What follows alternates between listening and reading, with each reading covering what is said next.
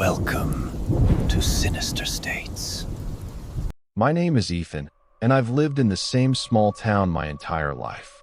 It's the kind of place you'd miss if you blinked while driving through. One main street, a handful of shops, a diner that's been around since the 50s, and a population that's never quite reached 2,000. People here know each other's names, their dogs, their business, and their secrets, at least the ones they're willing to share. But there's one secret that everyone knows and no one talks about. Every year, like clockwork, one person disappears. No warning, no trace, no explanation. Just gone. I was 8 the first time I heard about it.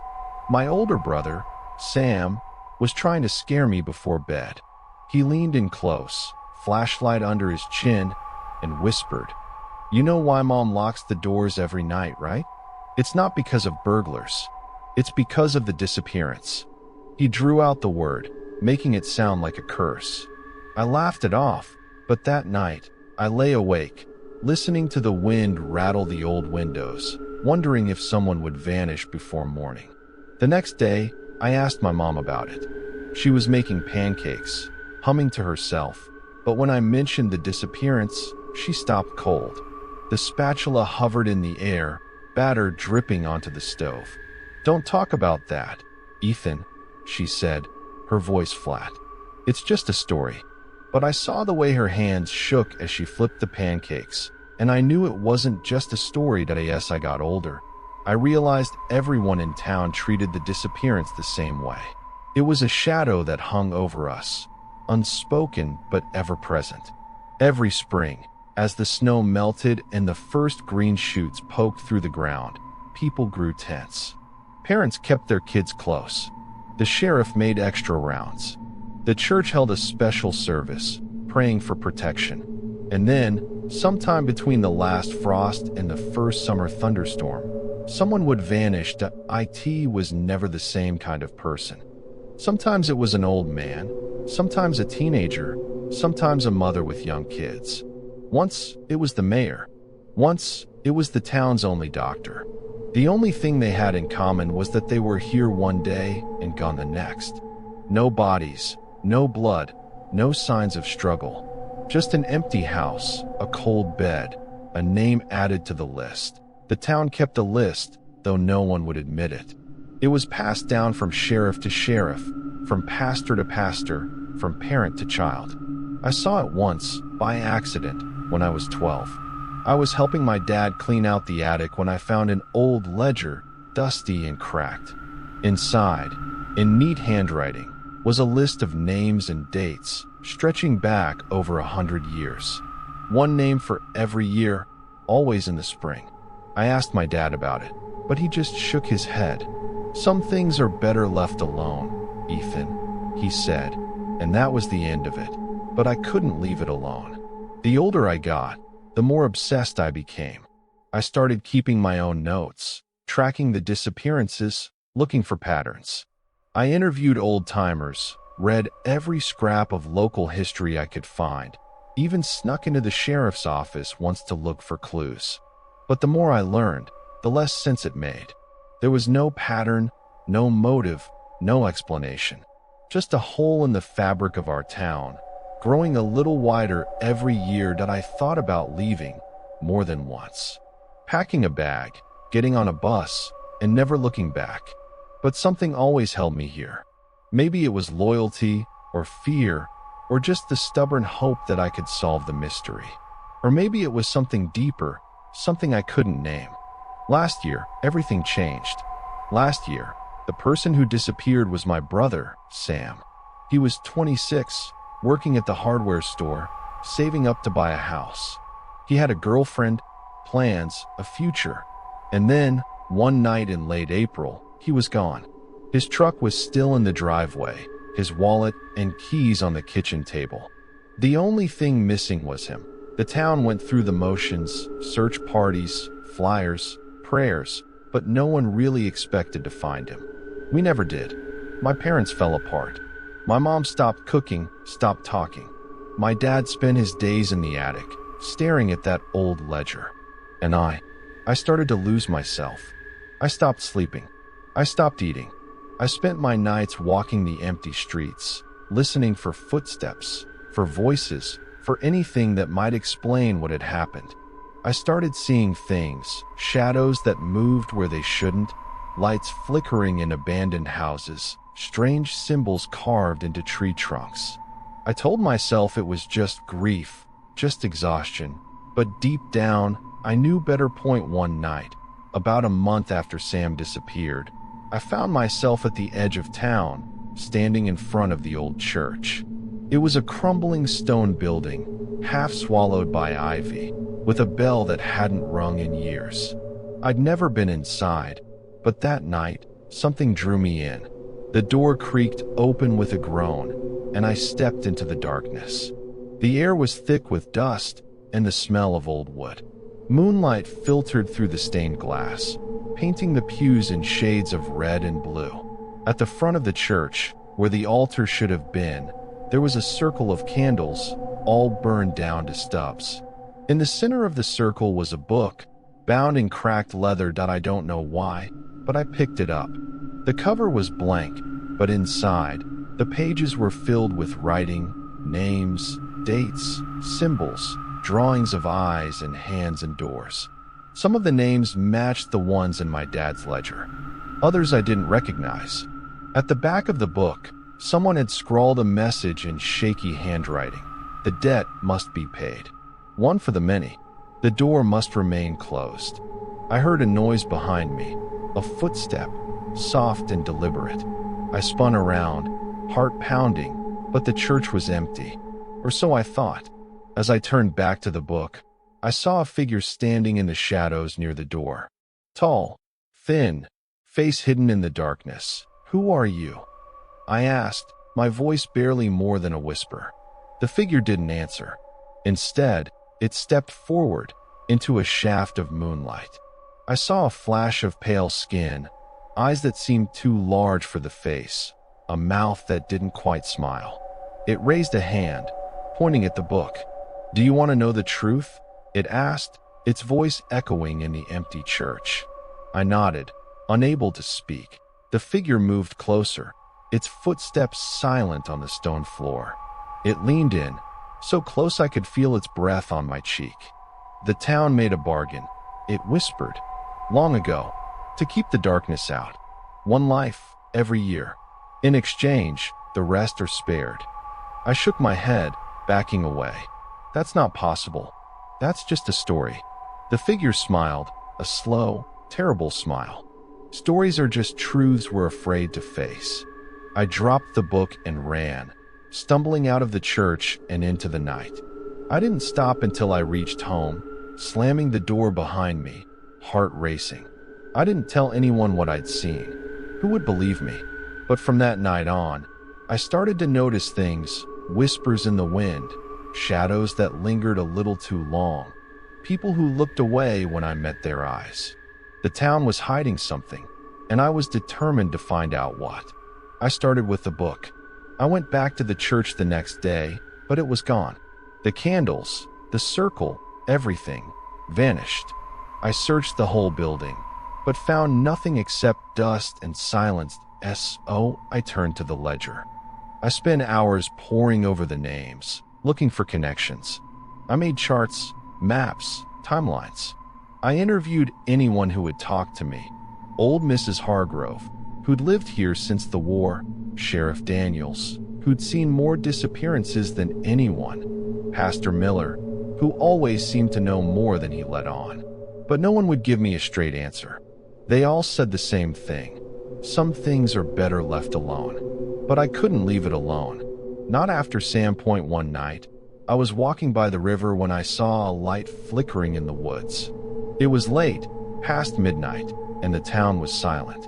I should have gone home, but something pulled me toward the light that I followed the path through the trees, my breath clouding in the cold air.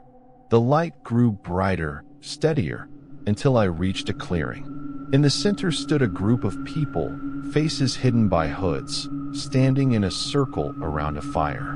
In the center of the circle was a figure, kneeling, head bowed. I recognized the sheriff, the pastor, the mayor, even my own father. They were chanting, low and rhythmic, words I couldn't understand. The fire cast strange shadows on their faces, making them look ancient, inhuman. That I watched as the kneeling figure was lifted to their feet, led to the edge of the clearing. There was a stone there, old and weathered, covered in symbols. The figure placed their hand on the stone, and the chanting grew louder. Suddenly, the fire flared, blindingly bright. When it faded, the figure was gone. The circle broke apart, the townspeople slipping away into the darkness, leaving me alone with the dying fire. I stumbled home, shaking, my mind racing. I didn't sleep that night. I couldn't. I kept seeing the fire, the stone, the empty space where the figure had been. The next day, the town was quiet. No one mentioned the night before. But I knew. I knew what I'd seen. That I tried to confront my father, but he just looked at me with tired eyes. "It's for the good of the town, Ethan," he said. "You have to understand. It's the only way." I didn't understand. I couldn't. How could sacrificing one person every year be the only way? What were they protecting us from? And who decided who would be taken? I started to notice changes in myself. I was jumpy, paranoid, always looking over my shoulder. I stopped trusting people, stopped talking to my friends. I spent my days researching, my nights wandering the woods, searching for answers. One night, I found a letter slipped under my door. The handwriting was shaky, almost illegible. "Meet me at the old mill. Midnight. Come alone." I almost didn't go, but curiosity and desperation got the better of me. The old mill was on the edge of town, abandoned for decades. I crept inside, flashlight in hand, heart pounding. The air was thick with dust and the smell of rotting wood. In the shadows, I saw a figure, small, hunched, wrapped in a tattered coat. As I approached, they looked up, revealing a face I recognized, Mrs. Hargrove. She beckoned me closer, her eyes darting around the room. "You want to know the truth, don't you?" she whispered. That I nodded. She reached into her coat and pulled out a bundle of papers, old letters, newspaper clippings, photographs. "It started a long time ago," she said, "before any of us were born. The town was dying, crops failing, people starving. They made a deal. One life, every year, in exchange for prosperity. The first was a stranger, a traveler passing through. But soon, it was one of our own." She handed me a photograph, black and white, faded. A group of men standing around a stone, the same stone I'd seen in the woods. In the center was a figure, face blurred, hands bound. "They thought it would save us," Mrs. Hargrove said. "And maybe it did. But the price is too high." I stared at the photograph, my mind reeling. "Why doesn't anyone stop it?" I asked. She shook her head. "Fear. Tradition. Some say the town is cursed, that if we break the cycle, something worse will happen. Others just don't care, as long as it's not them." I left the mill that night with more questions than answers. But one thing was clear. The town's secret was real, and it was up to me to break the cycle. That I didn't sleep after my meeting with Mrs. Hargrove. I sat at my desk, the bundle of papers spread out before me, the photograph of the men at the stone at the center.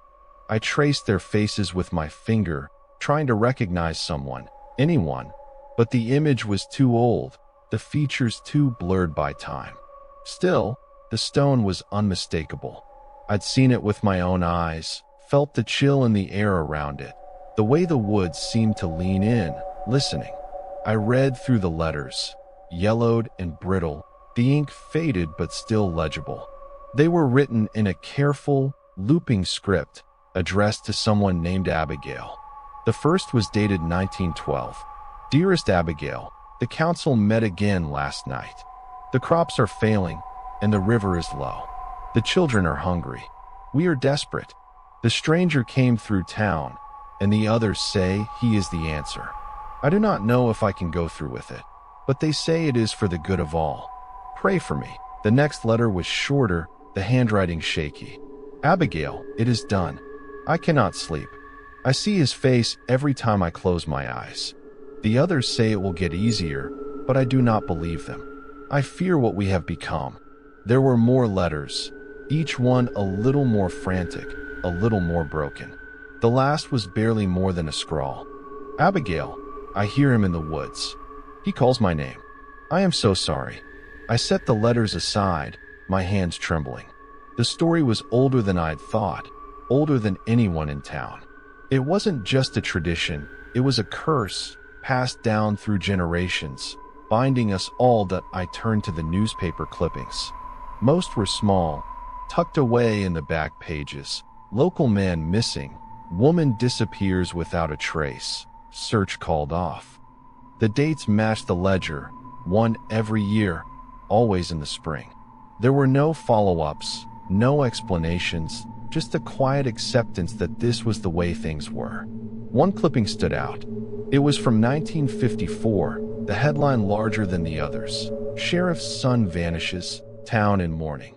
The article was brief, but the pain in the words was clear. The sheriff had searched for weeks, refusing to give up hope. But in the end, he joined the others in silence. That I wondered if that was the same sheriff who'd passed the ledger to the next, the same one who'd stood in the circle in the woods, chanting in the firelight. How many of them had lost someone? How many had stood by, powerless, as the town claimed another life? I thought of my father, the way he'd looked at me, tired and defeated. Was he part of it? Had he known all along? Had he chosen Sam? The thought made me sick. I pushed the papers away and stood, pacing the room. The house was silent, my parents asleep or pretending to be. I wanted to confront them, to demand answers, but I knew it wouldn't help. They were as trapped as I was, bound by fear and tradition. I went to the window, looking out at the darkened street. The town was peaceful, the kind of peace that comes from denial, from pretending that nothing is wrong. But I knew better. I could feel the secret pulsing beneath the surface, a heartbeat in the earth. I made a decision then. I would break the cycle. I didn't know how, but I knew I had to try. I couldn't let another year go by, another name added to the list. I owed it to Sam, to all the others who'd been lost. The next day, I started asking questions. Not the careful, roundabout questions I'd used before, but direct, pointed ones. I went to the diner, the hardware store, the post office. I asked about the disappearances, about the stone in the woods, about the council. Most people shut down, their eyes going cold, their mouths tight. Some told me to mind my own business. Others just walked away, but a few talked. Quietly, nervously, looking over their shoulders. They told me about the old stories, the warnings passed down from parents and grandparents. They told me about the dreams, the same dreams, year after year, of a door in the woods, of voices calling their names. They told me about the fear, the sense that something was watching, waiting. One man, Mr. Collins, the town's oldest resident, pulled me aside as I was leaving the store. He was hunched and frail, his hands shaking as he gripped my arm. "You're not the first to try, you know," he whispered. "Others have tried to break the cycle. They all failed. Some disappeared themselves. Some worse." "What do you mean, worse?" I asked, my voice barely more than a breath. He shook his head, his eyes haunted. "The town needs its sacrifice. If it doesn't get it, it takes more. The year my brother tried to stop it, 3 people vanished. 3. It's better this way. 1 for the many." I pulled away, anger burning in my chest. "That's not better. That's just evil." He looked at me, sadness in his eyes. "Maybe, but it's the only way we survive." I left him there, standing in the doorway, and walked home in a daze. The weight of the town's history pressed down on me, suffocating. But I refused to give in. There had to be another way. That night, I went back to the woods. I found the stone, cold and slick with moss, the symbols carved deep into its surface. I traced them with my fingers, feeling the grooves, the power thrumming beneath. I remembered the chanting, the fire, The way the air had crackled with energy that I sat down beside the stone and waited.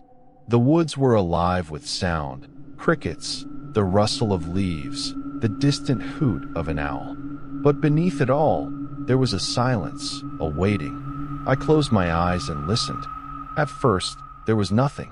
Then, slowly, I began to hear it, a whisper, soft and insistent, threading through the trees. I couldn't make out the words, but the tone was pleading. Desperate, I opened my eyes and saw a figure standing across the clearing. It was the same figure from the church, tall and thin, face hidden in shadow. "You came back," it said, its voice echoing in my mind.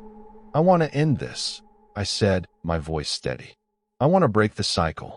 The figure tilted its head, considering. "The debt must be paid. One for the many. That is the bargain." "Who made the bargain?" I demanded. "Why should we keep paying for their mistake?" The figure stepped closer, its eyes glinting in the moonlight. "The bargain was made by those who came before. It cannot be undone, only paid. There has to be another way," I insisted.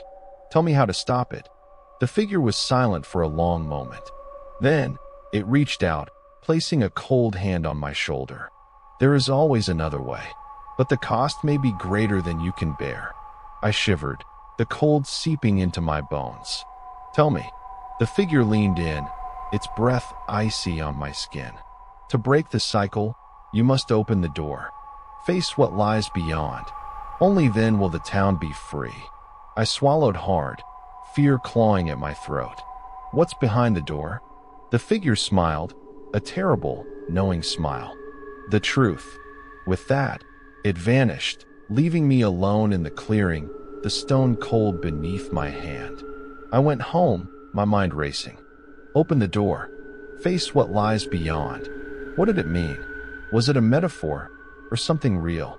I thought of the dreams people had described, the door in the woods, the voices calling their names, that I decided to find the door. The next day, I packed a bag, flashlight, water, notebook, the photograph from Mrs. Hargrove.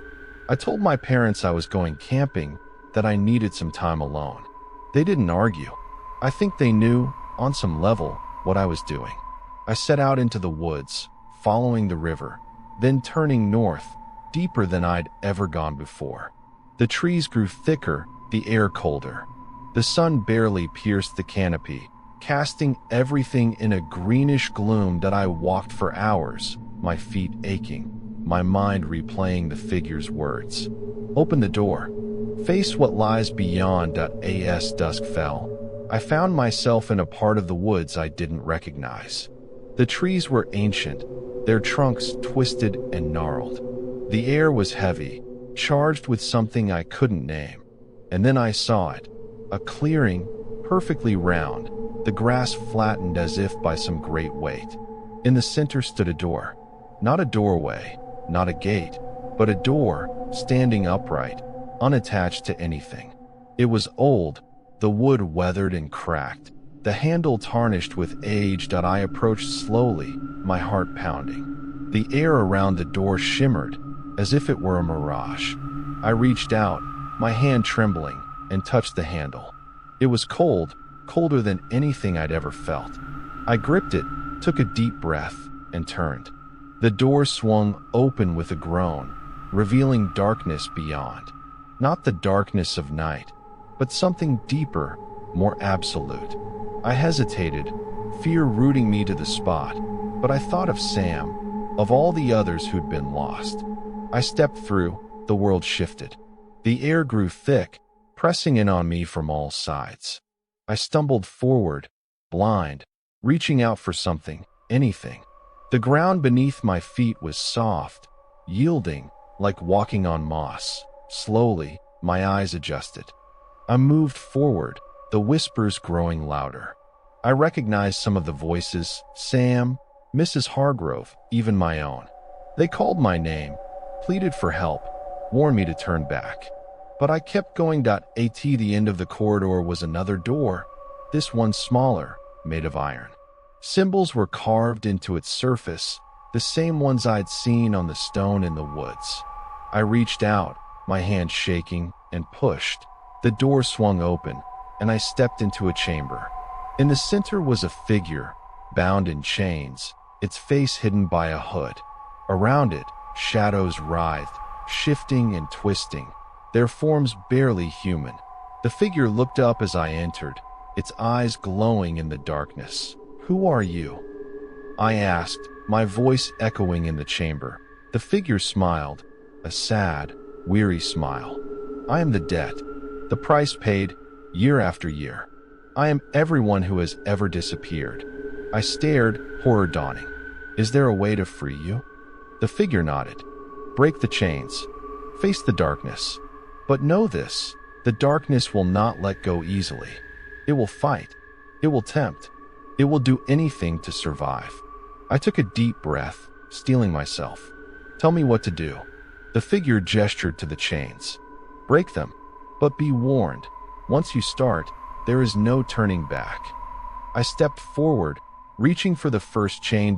My fingers closed around the first chain, and a jolt of cold shot up my arm, numbing my hand. The links were heavy, impossibly cold, and as I gripped them, the whispers in the chamber rose to a fever pitch. They weren't just voices anymore. They were memories, fragments of lives cut short, regrets and fears, and desperate pleas for release. I heard Sam's voice, clear and close, as if he were standing right behind me. "Ethan, don't. You don't know what's waiting in the dark." But I couldn't stop. I pulled at the chain, feeling it resist, as if it were alive. The shadows around the chamber writhed, reaching for me with long, spindly fingers. I felt their touch on my skin, cold and electric, but I kept pulling, gritting my teeth against the pain. With a sound like shattering glass, the first chain broke. The figure in the center gasped, its head snapping up. The shadows recoiled, hissing, their forms flickering in and out of existence. "One down," the figure whispered, its voice echoing with 1,000 others. "But there are more." I moved to the next chain, my hands shaking. This one was thicker, the links etched with symbols that seemed to writhe and shift as I looked at them. I hesitated, fear gnawing at my resolve. What if breaking the chains unleashed something worse? What if the town's bargain was the only thing keeping the darkness at bay? But then I remembered the faces of those who'd disappeared. Sam, the sheriff's son, the stranger from the old photograph. They deserved freedom. They deserved peace. That I gripped the second chain and pulled. The pain was worse this time, a burning cold that seared my flesh. The whispers became screams, the shadows swirling around me, clawing at my arms and legs. I felt them trying to drag me down, to pull me into the darkness. But I held on, focusing on the figure in the center, on the hope that breaking the chains would set them free. With a final, desperate tug, the chain snapped, the sound echoing through the chamber like a thunderclap. The figure shuddered, its form flickering. The shadows screamed, their voices merging into a single, inhuman wail. "Two," the figure said, its voice stronger now. "Just one more." I moved to the final chain, the largest of all. It pulsed with a sickly light, the symbols on its surface glowing red. As I reached for it, the shadows surged forward, enveloping me in darkness. I couldn't see, couldn't breathe. I felt their cold hands on my throat, squeezing, trying to choke the life from me to eye in the darkness. I heard a voice, a new voice, deeper and colder than the others. "You don't belong here, Ethan. This is not your burden to bear." I struggled, gasping for air. The darkness pressed in, suffocating. But then I heard Sam's voice again, faint but determined. "Don't listen, Ethan. You're stronger than it. Finish what you started." With a surge of strength, I reached out, my hand closing around the final chain. The pain was blinding, a white-hot agony that threatened to consume me. The shadows screamed, their forms twisting and writhing. But I held on, pulling with everything I had. The chain resisted, the symbols burning into my skin, but I refused to let go. I thought of Sam, of my parents, of everyone who'd been lost to the town's secret. I thought of the life I wanted, the future I deserved. With a final, desperate cry, I pulled the chain free. The chamber exploded with light, the shadows disintegrating in a burst of energy. The figure in the center collapsed, the chains falling away. For a moment, there was silence. Then, slowly, the figure rose, its hood falling back to reveal a face, my face. Or rather, 1,000 faces, shifting and merging, each one a person who had disappeared, each one a life stolen by the town's bargain. "Thank you," the figure said, its voice a chorus of gratitude and sorrow. "You have freed us. But the darkness is not gone. It is only weakened. You must face it, Ethan. You must close the door." The chamber began to collapse, the walls crumbling, the floor shaking beneath my feet. I turned and ran, the voices urging me on, guiding me back through the corridor, back to the door. As I reached the threshold, I looked back one last time. The figure stood in the center of the collapsing chamber, its form dissolving into light.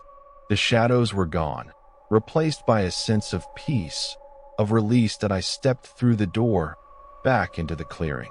The air was cold and still, the grass wet with dew. The door stood behind me, silent and unmoving. I turned to face it, my heart pounding. I knew what I had to do. I reached out, gripping the handle, and pulled the door closed. As it shut, I felt a surge of energy, a wave of relief and exhaustion washing over me. The door vanished, leaving only the empty clearing. The stone at its center. I collapsed to the ground, my body shaking. I didn't know how long I lay there, staring up at the sky, listening to the sounds of the woods. Eventually, I forced myself to my feet and made my way home. The town was different when I returned. The air felt lighter. The tension that had hung over everything for as long as I could remember was gone. People smiled at me as I passed, their eyes bright and clear. The fear was gone, replaced by something like hope. But I knew the darkness wasn't truly gone. It was still out there, waiting, watching. The bargain had been broken, but the cost was yet to be seen. I went to see Mrs. Hargrove to tell her what had happened. She listened in silence, her eyes wide with wonder and fear. "You did it," she whispered. "You broke the cycle." I nodded, exhaustion weighing me down. "But at what cost?" She shook her head. "Only time will tell." That night, I dreamed of the chamber, of the faces I had seen, of the darkness that still lingered at the edges of my mind. I woke with a start, my heart racing, the memory of the pain still fresh. But I also felt something else, a sense of peace, of closure. For the first time in years, I felt free. The days passed, and the town began to heal. People talked openly about the disappearances, about the bargain, about the fear that had ruled their lives for so long. The old secrets were brought into the light, and with them, the hope of a new beginning. But not everyone was happy. Some clung to the old ways, to the belief that the bargain had protected them, that breaking it would bring disaster. They watched me with suspicion, their eyes cold and hard. One night, I found a note on my doorstep. The handwriting was familiar, the message simple: "You have doomed us all."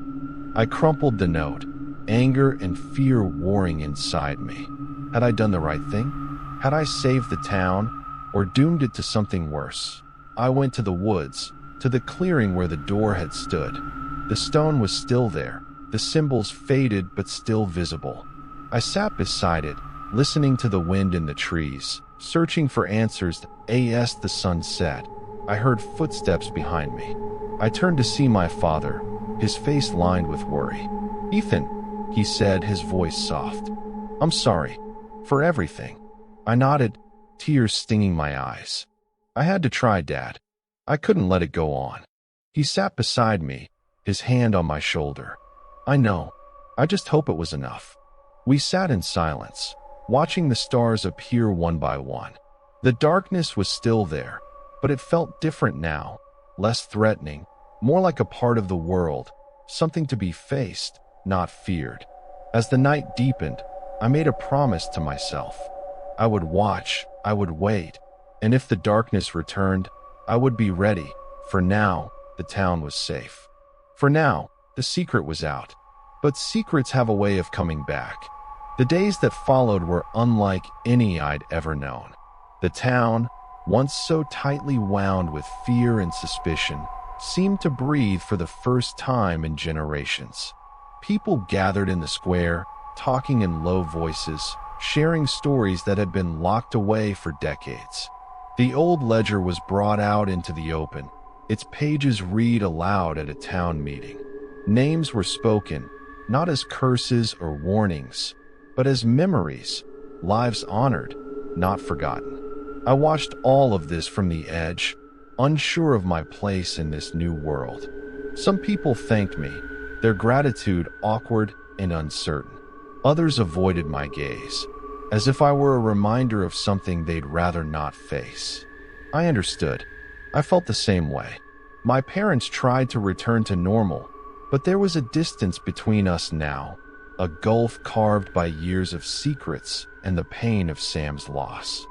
My mother started cooking again, filling the house with the smells of bread and soup, but her laughter was brittle, her eyes always searching. My father spent long hours in the attic, sorting through old boxes, as if looking for something he'd lost that I tried to help, but I didn't know how. I wandered the town, retracing old paths, searching for signs that the darkness was truly gone. The woods felt different, lighter, less oppressive, but I still avoided the clearing where the door had stood. I wasn't ready to face it again. One afternoon, I found myself at the diner, sitting in the same booth where Sam and I used to eat burgers and talk about the future. The place was busier than usual, the air filled with the clatter of dishes and the hum of conversation. I watched people come and go, their faces familiar and strange all at once. Mrs. Hargrove slid into the seat across from me, her hands wrapped around a mug of coffee. She looked tired, but there was a spark in her eyes I hadn't seen before. "You did a brave thing, Ethan," she said, her voice low. "Most people would have run." I shrugged, staring at the table. I didn't have a choice. "Not really." She nodded, sipping her coffee. "That's how it is with secrets. They don't let you go until you face them." We sat in silence for a while, watching the world go by. Finally, she reached across the table, her hand warm on mine. "Don't let them make you doubt yourself," she said. "You did what needed to be done." I wanted to believe her.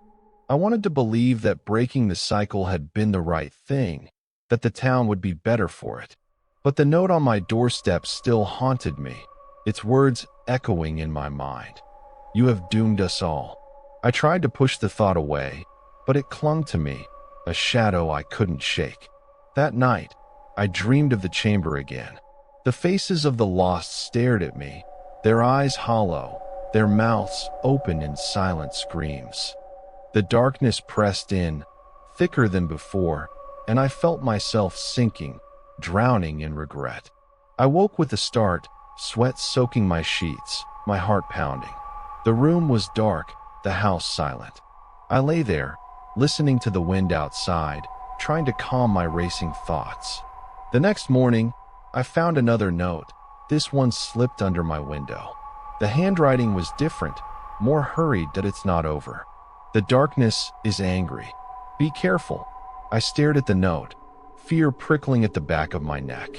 Was it a warning or a threat? Who had written it? I thought of the people who still clung to the old ways, who believed the bargain had kept us safe. Would they try to bring it back? Would they try to make me pay for what I'd done?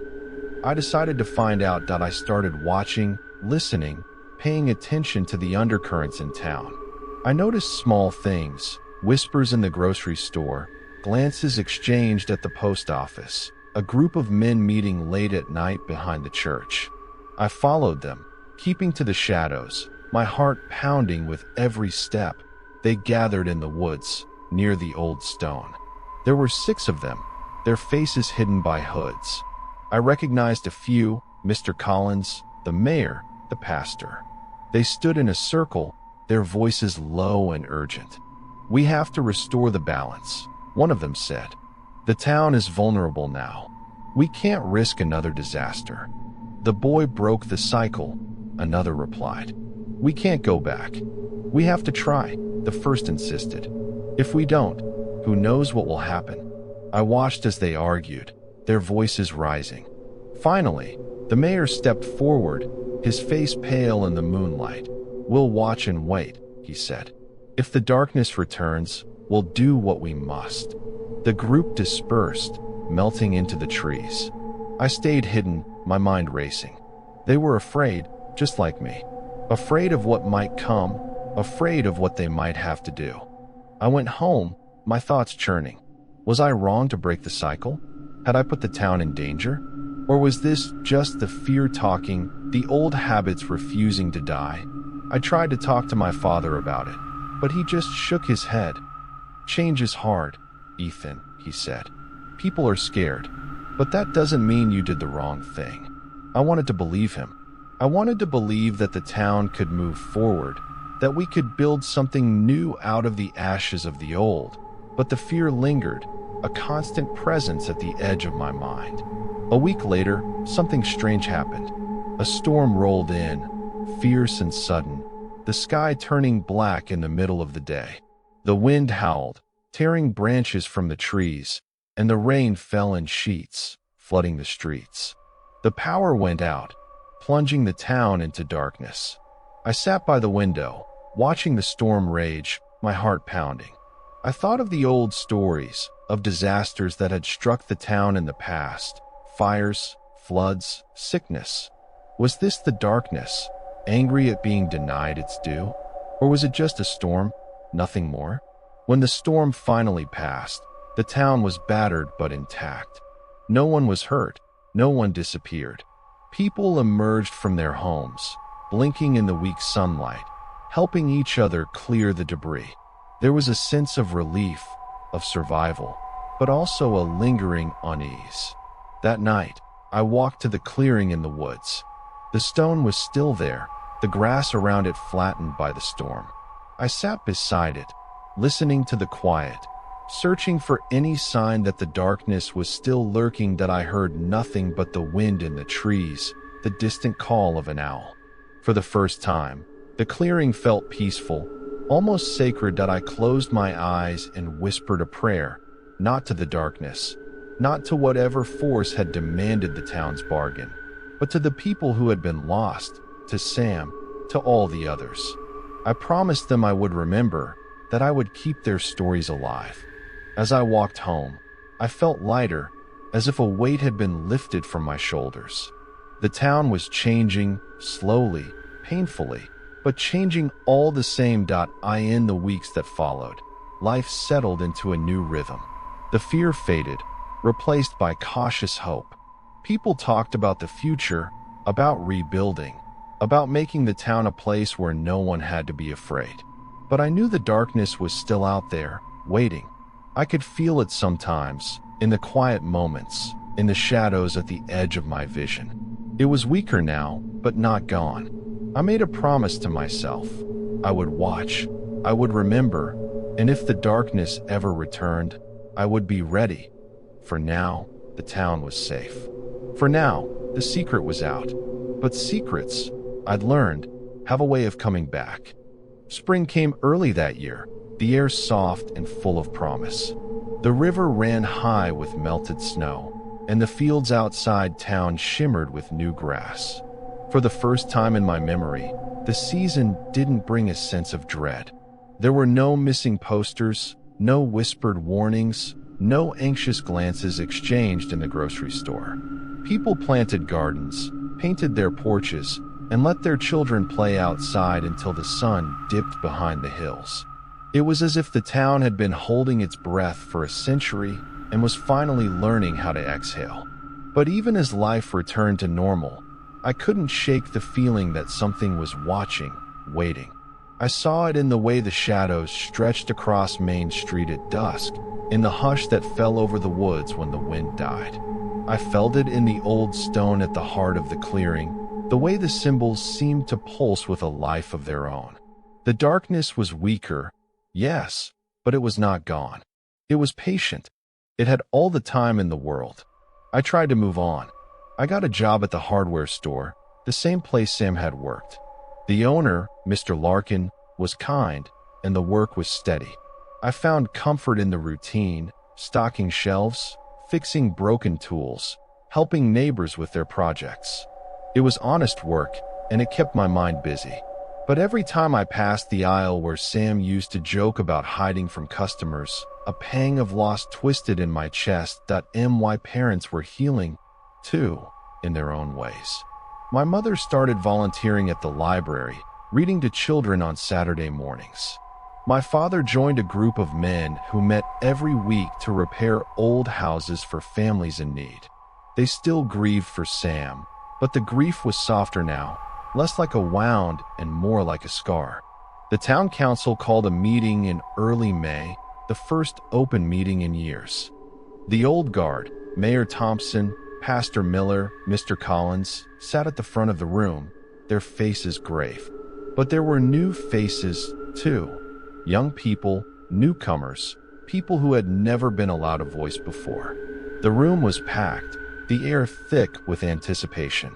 Mayor Thompson stood and cleared his throat. "We're here to talk about the future," he said. "For too long, we've lived in fear. We've let old secrets rule our lives. That ends now." There was a murmur of agreement, a ripple of hope. "We can't change the past," the mayor continued. "But we can choose what kind of town we want to be.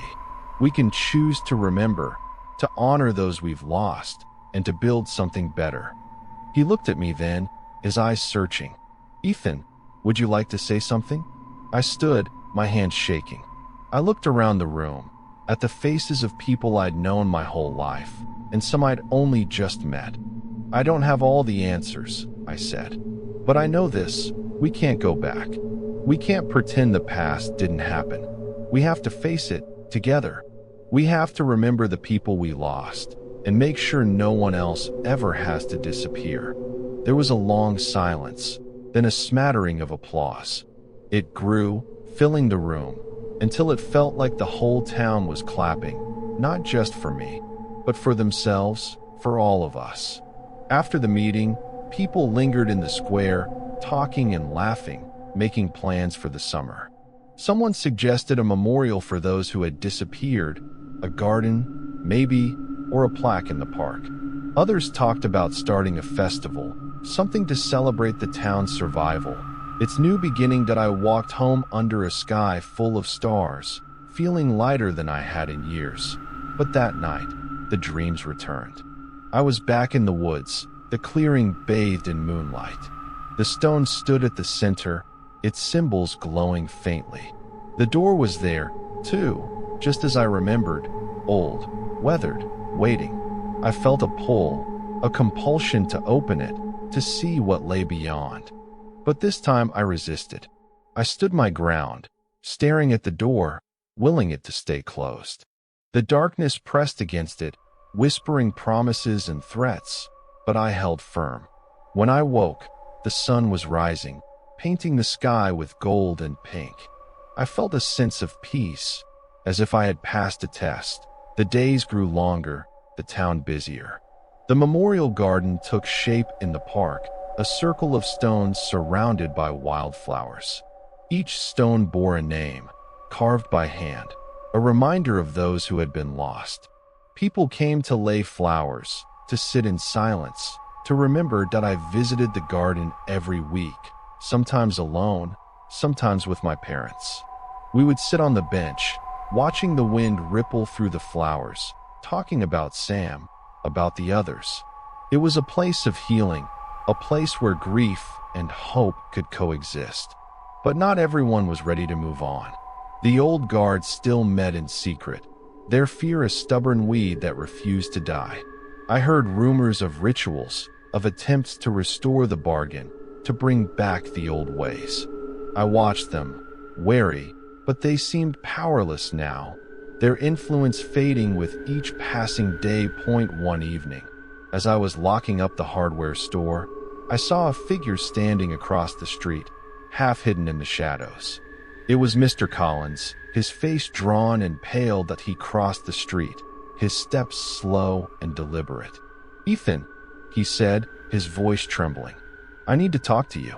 I nodded, unlocking the door and letting him inside. We sat in the back room, the air thick with the smell of sawdust and oil. "I'm scared," he admitted, his hands twisting in his lap.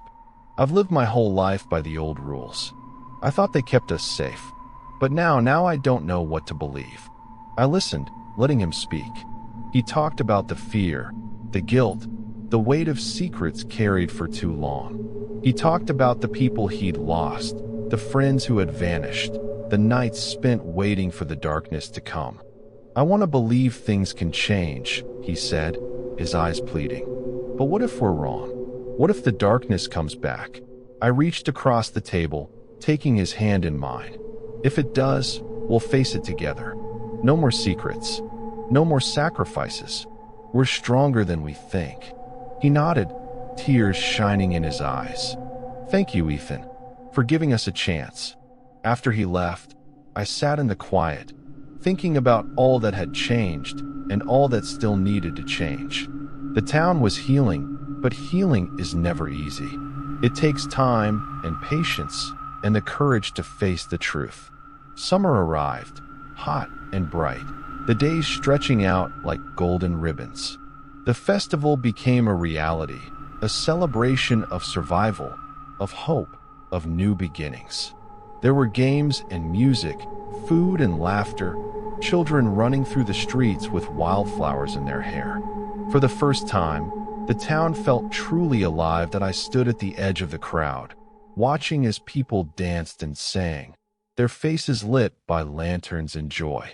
My parents joined me, their arms around each other, their smiles real and unguarded.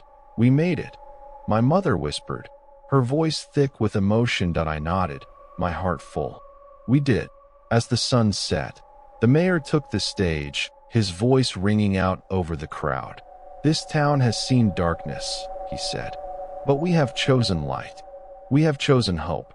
Let us remember those we have lost and honor them by living fully, by loving fiercely, by never letting fear rule us again." The crowd cheered, the sound echoing through the night. After the festival, I walked to the memorial garden, the air cool and sweet. I knelt beside Sam's stone, tracing his name with my fingers. "I miss you," I whispered, "but I hope you're at peace. I hope you know we're okay." A breeze stirred the flowers, and for a moment, I felt his presence beside me, warm and comforting. That I stood, looking up at the stars, and made a promise to remember, to protect, to never let the darkness win. As the months passed, the town continued to change. New families moved in, drawn by the promise of a fresh start. Old houses were restored, new businesses opened. The fear that had once defined us faded, replaced by a quiet resilience. But I never forgot the darkness. I kept watch, always alert for signs that it might return. I visited the clearing in the woods, the stone at its center now covered in moss and wildflowers. The door never reappeared, but sometimes, in the quiet of dusk, I thought I heard whispers on the wind. I listened, but I was not afraid. I knew now that the darkness could be faced, that secrets could be brought into the light. One autumn evening, as the leaves turned gold and red, I found a letter in my mailbox. The handwriting was unfamiliar, the paper thick and old. "Ethan, you have done what many could not. You have faced the darkness and survived. But remember, the world is full of doors, and not all of them should be opened. Guard your town well." A friend. I folded the letter, tucking it into my journal. It was a reminder that the story was not over, that vigilance was still needed, but I was not alone. The town was with me, stronger and braver than it had ever been. Years passed. I grew older, took over the hardware store when Mr. Larkin retired. I married, had children of my own. I told them the story of the town, of the darkness, of the courage it took to break the cycle. I taught them to remember, to question, to never let fear make their choices for them. The memorial garden grew, each new flower a testament to the lives we had lost and the hope we had found. The festival became a tradition, a celebration of light in the face of darkness. And every spring, as the river ran high and the fields turned green, I walked to the clearing in the woods, stood beside the old stone, and listened. Sometimes I heard nothing but the wind. Sometimes I heard whispers, memories of those who had gone before. But I was never afraid. The town had a secret once, a secret that cost us dearly, year after year. But secrets lose their power when they are spoken. When they are faced with courage and loved, we were no longer a town defined by fear. We were a town defined by hope.